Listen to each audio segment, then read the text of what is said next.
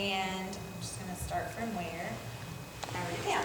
It says, I began my journey scared, more scared than I have ever been in my entire life. But before I go there, let me set the stage for you. Last October, I was on top of the world, and life was good. My husband, Brian, who was my high school sweetheart, and I had just celebrated our 5th wedding anniversary. Our first house had sold without us even putting it on the market. And we were having fun picking out finishes for our new house that was being built. And we were finally finding our rhythm with our 2 kids, a boy and a girl that we had always wanted. We had even said on occasion, how have we been so lucky? I guess that's something you never say, right? Like I said, life was good. Then, the day before my son's first birthday, real life hit. I was substitute teaching at my old elementary school when I randomly rubbed my neck and felt a solid rubbery lump about the diameter of a quarter down near my collarbone. My heart dropped to the pit of my stomach immediately, as if subconsciously I knew its sinister implications. As soon as the bell rang at the end of the school day, I rushed to my car and did the big no-no that her doctors warned her about, and started researching what this lump could possibly be. The more research I did, the more concerned I got. Let me tell you this, Dr. Google is a scary, scary man. Supposedly, the lower the swollen node is in your neck, the more alarming it can be, especially if it is near your collarbone, and mine was only about an inch above it. And no matter how many times I tried to talk myself that, oh no, it's up a little bit higher, I think it's like not, it's in my neck, it's not here. No, I thought I had stomach cancer. I immediately diagnosed that I was going to die within weeks. It was on and on and on. I went to multiple doctors who were convinced it was the result of a virus or infection, which seemed highly likely. So we did a couple of antibiotics and waited. And waited. Did I mention we waited? I even made myself not touch the node for a week, thinking that maybe I was just irritating it, and that was what was making it large. But after a week of not touching it, it was still just as big. Rats. I even made myself, I already read that. A thyroid ultrasound and blood work came back normal, except for a slightly elevated EBV level, which is the virus that causes mono. But I was told that it was probably just showing from having been exposed to the virus, because 95% of all of us actually carry that virus, so it wasn't really weird that it showed up on my blood work. Without many answers, but still that persistent lump, my ENT suggested doing a fine needle aspiration to pull out cells. I remember him asking if anyone in my family had ever had cancer, and I joked saying, no, but I'm going to be the first. He reassured me that because of my age and my clean bill of health, the only thing I could write on my medical history was that I had had wisdom tooth surgery. That's the only thing I could put at all. He assured me that it was highly unlikely that I would have cancer. I was 28. That was not going to be the case. So the needle aspiration, which just means they stuck a needle in and they pull out cells and they examine them under a microscope, was done about a week before Thanksgiving. And I got the amazing news the day after Thanksgiving that everything came back benign. So I took a deep breath and felt really blessed to have gotten that news and thought, okay, yay, no cancer for me. Grab my water. Unfortunately, due to my Googling obsession by this point, I knew that that test was only about 80% accurate. And that was because sometimes when they stick the needle in, they'll pull out cells, and they'll pull out healthy cells that are right next to those cancer cells. And luckily, I was in that 20% that gets inaccurate results. So it took about 2 or 3 days after Thanksgiving for my brain to start wandering again, and I just felt a tug that something still wasn't right, and they couldn't really give me an explanation for what it was, so I persisted on. Something just felt off. So I made an appointment to talk with my ENT about what we should do from here. I'm sure he loved hearing from me, that worrisome 28-year-old that kept showing up in his office, insisting that something was wrong, even though it seemed highly unlikely. He said we could do a couple things. We could watch it for a couple months, maybe come back in March, and then go from there, or we could take it out. And that was really the only 100% way of knowing what this lump was. So by that point, I wanted answers. I had worried for almost 2 months by that point, and I just wanted to know for sure. We scheduled a biopsy for Christmas Eve last year, and he also ordered a chest x-ray, since that's one of the things we hadn't done yet. So I stopped by and got my chest x-ray on the way home from my daughter's preschool Christmas program. And by the time I picked her up from preschool at noon, they were calling me to get a CT scan done because of the abnormal x-ray. I asked the nurse what they were thinking, and I will never ever forget the sinking feeling when she said, possible lymphoma. Luckily, we had just pulled into my sister's house when I got the news, and I could hand my daughter to her. I went out on the back deck, on her back deck, in the cold December air, all alone, and completely and totally lost it. A million thoughts swirled through my head, and I felt like I couldn't breathe. I'm 28. I just had 2 kids. I've never smoked or taken big risks, and now I'm going to die. I'm going to die before I even turn 30, and my kids won't even remember their mama. Hysterically, I called Brian and my mom, both of which came home from work. I won't lie, that was a dark day. The CT scan showed a 6 by 8 centimeter mass, which is about the size of an apple, in my right mediastinum, which is just a fancy word for that space between your lungs and your chest. And they moved the biopsy up, now that they suspected that it was something important, to December 20th. I was on my way to those definite answers that I had sought for months. Christmas 2013 was spent recovering from the biopsy surgery and enjoying our kids at such fun ages, 1 and almost 3. On the day after Christmas, at about 10 a.m., this time actually right now, I got the call that I had been anxiously awaiting. I had cancer. It was nodular sclerosing Hodgkin lymphoma, a blood cancer that originates in the lymph nodes. My doctor told me the news and said that an oncologist would be calling me at noon to set up an appointment to see me. I hung up the phone, and Brian and I just sat there in disbelief. No one can prepare you for that moment.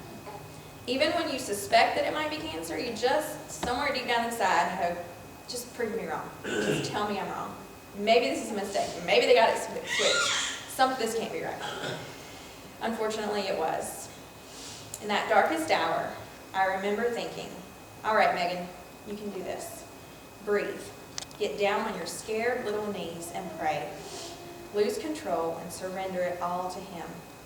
That is exactly what I did, and from that moment on, I felt more peace than I understood myself. It reminded me of the verse in Philippians that says, and the peace of God, which transcends all understanding, because I surely didn't understand it at that point, will guard your hearts and your minds in Jesus Christ. I'm a natural-born warrior.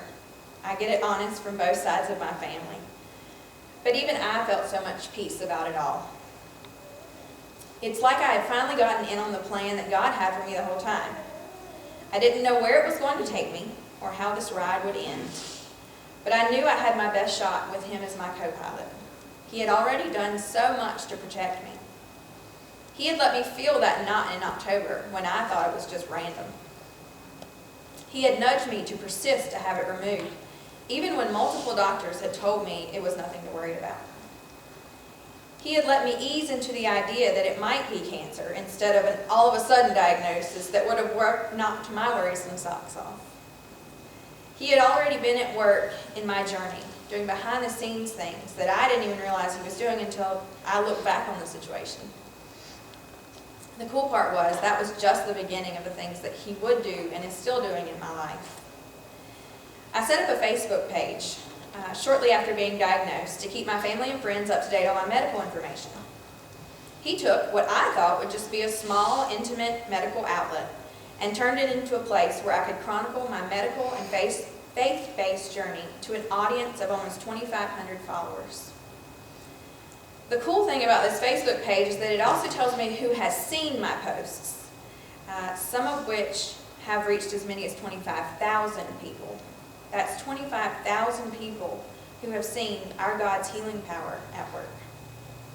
Another way God has been at work in my life is through the people He has sent to aid me along in my journey. I knew He sent them because of the perfect timing that could only be God. For example, shortly after diagnosed, I was wondering how to get a wig. Because the first thing a woman worries about when you find out you have cancer is, am I going to lose my hair? I mean, let's be honest here. So I had no clue how to go about getting a wig or whether insurance would cover it or not. And I told Brian about it, and I just kind of was tossing it around. It wasn't a huge striking point at that moment, but I was, kind of curious, like, how's this going to go down? Within a couple of hours of talking to Brian about my concerns, I had a message in my inbox on Facebook from a friend who is actually a friend of a friend who recommended a great wig shop in China Grove, and even went so far as to tell me how my doctor could just write me a wig prescription and the wig shop could file it with my insurance company. Wow.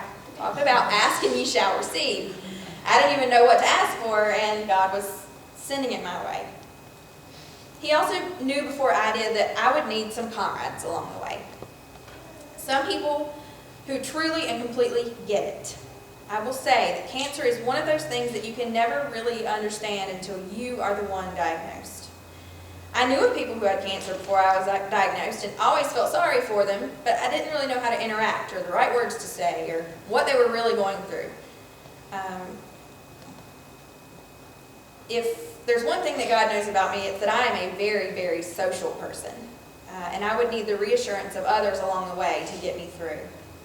While I don't think He gave my cancer friends their disease because of me, I am glad that He let our paths cross so that we could encourage and lean on each other to get through it all. A month after being diagnosed, I learned through some friends that they knew a girl near Hickory who was my age, who also had 3 small children, that had just received my exact diagnosis.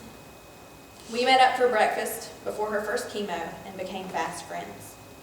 Not even a week later, a girl from my hometown of Statesville was diagnosed with cervical cancer, and we also became friends over a cup of coffee in Starbucks, sharing our stories, worries, and even a few laughs about our impending hair situations.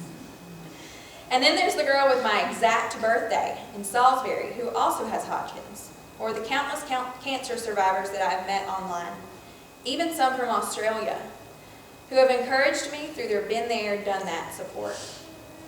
Yes, God knew I would need these people so I wouldn't feel alone on my journey. As always, He knew my needs and met them fully. Now let's just be completely honest here. Did I still have days where I doubted or worried? Of course I did. Our God made us human. The good news is that about the time I would start to feel those fears creeping up inside, I would get a sweet card in the mail. I'd get an encouraging Facebook post, or my little God-made assuming kids would rub my circle head, as they call it. God was at work, and boy was He a hard worker. I saw Him through family, friends, and complete strangers who donated to the Miles for Megan running fundraiser or the Hodgkin Lymphoma golf tournament set up by my friends. I saw Him in the little kid who sweetly smiled at me with confusion as I rushed into Target to pick up my prescription. I saw Him in the warm meals that showed up on my door on chemo nights. I saw Him in the fellow cancer survivor in the produce department of Harris Teeter who just felt the need to give me a hug. Or the sweet lady in BJ's who stopped and prayed with me for my healing right there in the middle of an aisle. I felt them through my daughter who crawled up in my lap and snuggled on days when I felt like I had been hit by a Mack truck. Or through my son who kept me on my toes when I was feeling self-pity. I saw His love through my husband who loved me and told me I was pretty even when my reflection scared me, when I caught a glimpse of it in the mirror.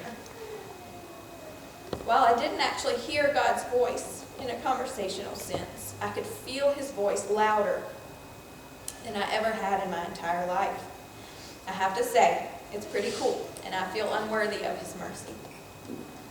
So as I stand here, almost 9 months to the day after finding that scary lump in my neck, I realized that I really had nothing to fear. I just needed to learn to trust that God knew my needs and was already taking care of them. To trust that while it seemed like a long battle, He would keep me entertained with those terrible cancer jokes that we made as well, and loved along the way. That I could, as it says in Proverbs, laugh at the days to come without fear of the future. Yes, 9 months later, I can now say that I am truly on the tip top of the world. I have a new lease on life after being freed from a disease that once left me shaking and scared. I am more in love now than ever with that same high school sweetheart, especially knowing he loves me through sickness and in health. If you can love a bald-headed lady, come on now. We finally finished and have pretty much settled into that house that we were picking out finishes for in October. And those kids that I thought we were finding a rhythm with, yeah, we're still trying to figure out that rhythm. But I can say that I love and appreciate every single day that I get to see them do something new, because I know those days are not promised. One thing I know that is promised, though, is that God is always with me, in the good times and in those bad times. He has been and always will be with me on this crazy journey we call life, a life that I appreciate now more than ever before. Questions? And I am cancer-free. Praise God for that. Found out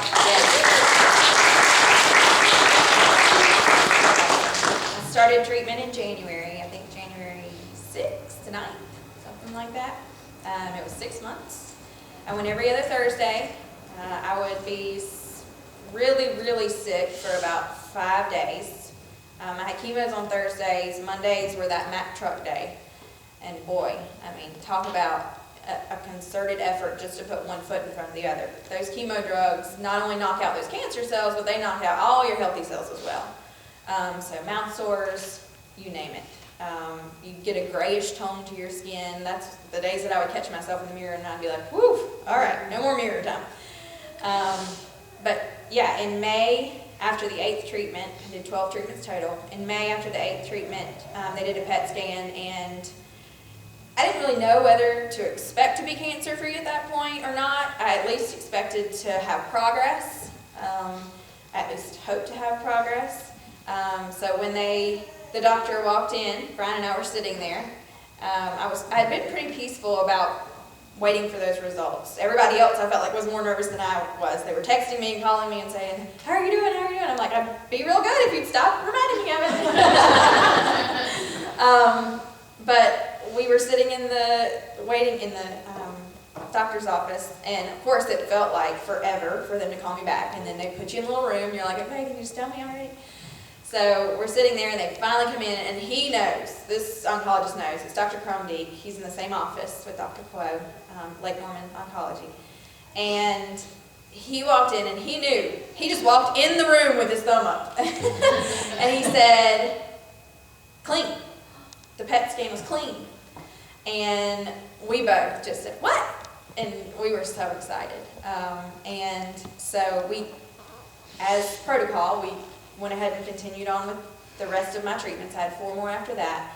I finished up on Brian's 30th birthday, which was June 19th. And so I'm 3 weeks out from my last chemo. Still no hair growth, although I'm like staring in the mirror, looking really close to see if there's any new. This is just the hair that stayed the whole time. It never fell out. But yeah, it's been a crazy 6 to 9 months. We're ready for some normalcy. We're looking at radiation, possibly. My doctor says yes. And I would fully go with that if I didn't have other doctors who were kind of messaging me and telling me, no, don't do it. And then my friend in Hickory has the same diagnosis I do and is not doing radiation. So there's some things that kind of make me weigh back and forth. The reason you wouldn't do radiation is because when you're my age, you still have, hopefully, 50 years or so to go, and they don't really know long-term side effects for the radiation. It can cause secondary cancers later in life. So we have to kind of weigh the benefits and risks. So be in prayer for that if you don't mind, about having the right decision on radiation or not. I think it's funny, they ask you about anger. I don't know that I ever felt really anger until these last few weeks. And you would think that here, I've made it this far, I'm cancer-free, you should be happy, but there's just, it's almost like, it's kind of like mourning a death. I mean, it's the death of the old you, and You go through stages just like you would when you're mourning a death. And last night, we didn't get back from the beach until 1 a.m. this morning. At 1:30 this morning, I was trying to pick out what I was going to wear. And every dress that I would pull off the shelf, I remembered how my hair looked with that dress on. I mean, it's just silly things. You just get angry. And I know that's silly, but, it's a real emotion, and you have to let it out. And so, yes, I have felt angry, for sure. But like I said, that didn't come until the end.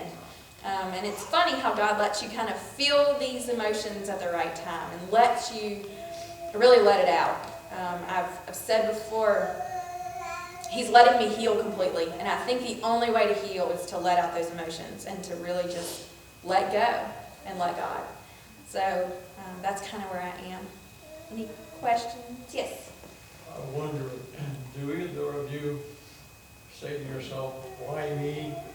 And then say, why not me? What about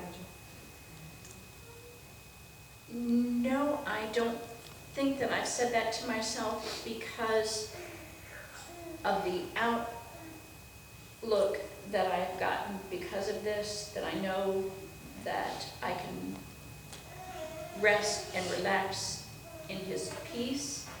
And so that to me, the 100% knowledge of that is worth what I went through, what I'm going to go through. And so I haven't said, maybe I will, but I haven't gotten there yet. I don't think I said why me. I think I was just surprised it was me. You never really expect for it to be you. They actually bought our first house, funny enough. And so whenever I lived in that house, we always drove by Lake Norman Oncology, and I would always look away when we would drive by it. And I guess I thought subconsciously, if I didn't acknowledge that that building exists, that it wouldn't be there, and it would never have to face it, because cancer's ugly.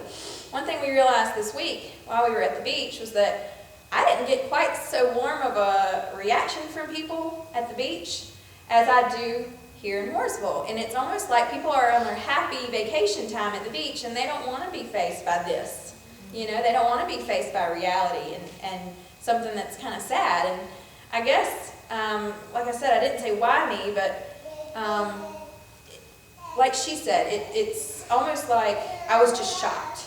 At my age, even when I suspected it, like I said, you don't really truly expect it, I guess, till you hear it. But like Jill said, I feel for all the cool things that have happened and the ways that I've felt God working in my life, as hard as these last 6 or 9 months have been, I feel blessed that He used me in this way. As crazy as that sounds, I feel like I've gotten such a personal relationship with Him that I never had before.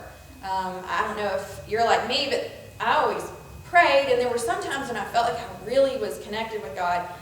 And then there were other times when I would pray, and I just kind of felt like I was going through the motions. And I feel like my relationship with God in the last 6 months has just been so much more richer than it ever has been. And until you really, and you could have had the same relationship, but it took me getting knocked down to complete helplessness for me to truly get it. And if it helps someone else to understand that relationship by me getting knocked down for it, it's worth it, for sure. Any other questions? How are you feeling? I am starting to feel so good. Just in this last week, I've not had to take a nap, and that's the first time in forever, because I was napping with the kids. I would wake up and I'd think, oh my gosh, they're awake. And we would go into our playroom and we would shut the door, and Mommy would sit on the couch and they would just play. But yes, in the last week, I've really gotten my energy back, starting to tell a difference with that. A little fatigued when we'd come in and I was, taking those stairs and stuff like that. But other than that, I'm starting to feel really good. Starting to feel like myself again. I just wanted to thank you for sharing your experience on Facebook. It's made a difference. Awesome. And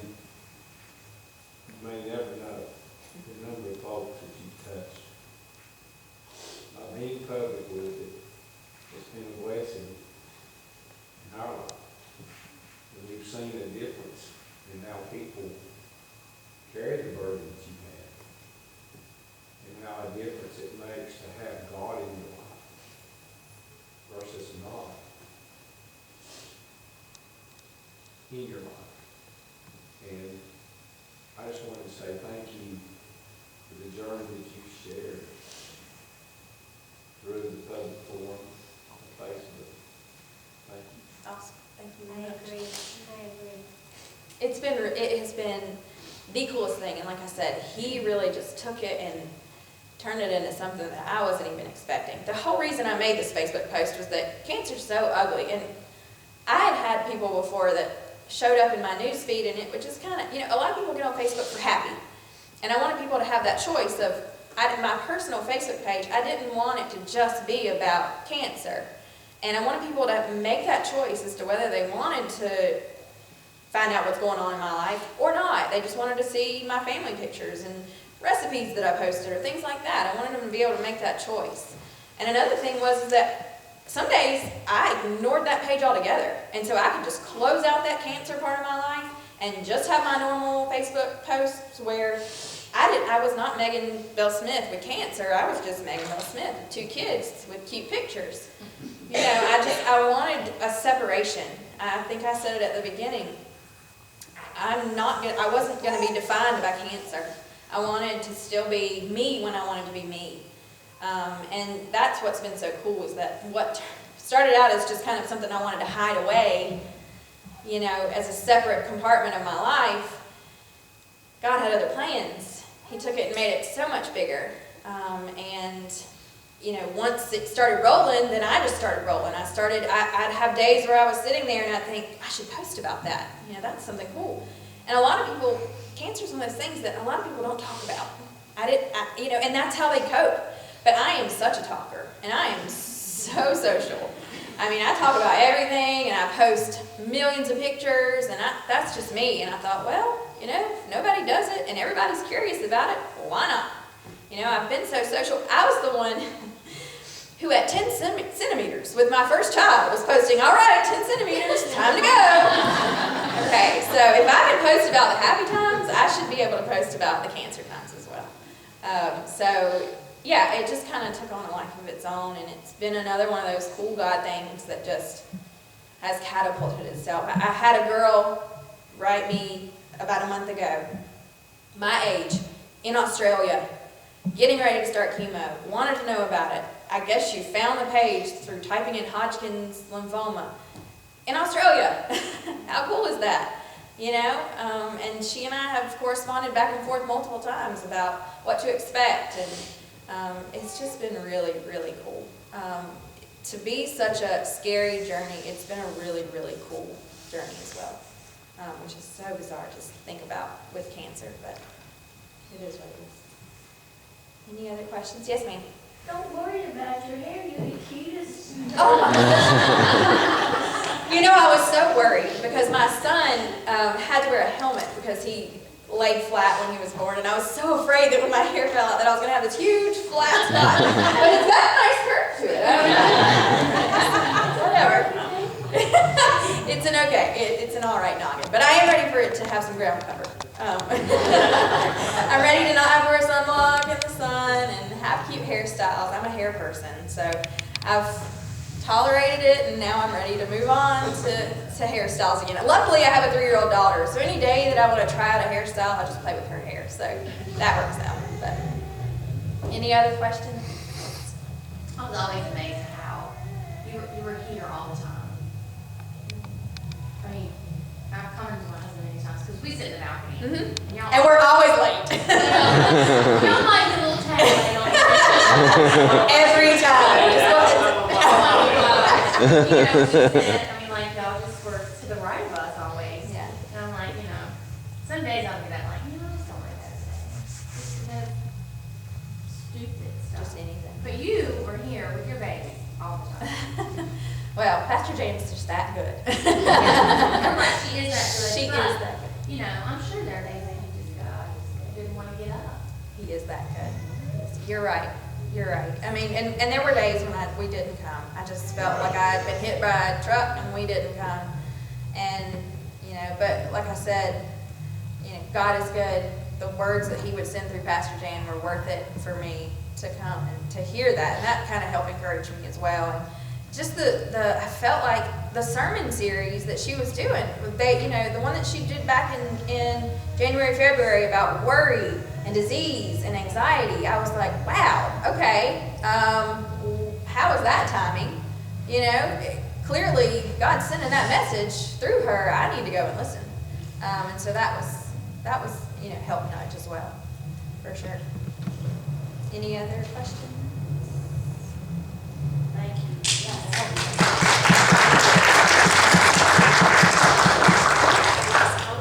But I was going to just ask, did you have any other symptoms besides just that one lump? It was just the lung. Fatigue? We questioned whether that was a symptom or not. I was a year out from having my first kid. I have a 3-year-old and a 1-year-old, so I don't know if I was just tired from that. Because that delineation of those symptoms is important for my diagnosis. They look at those symptoms, and that kind of affects your outcome. And so those are called B symptoms. So by October, one of the symptoms is weight loss. Well, I had pretty much stopped eating because I was so worried about this lump in my neck. So I don't know if the weight loss was from the disease or from the worry. But no, really the lump was it. And even you would think a blood cancer, it would show up on blood work.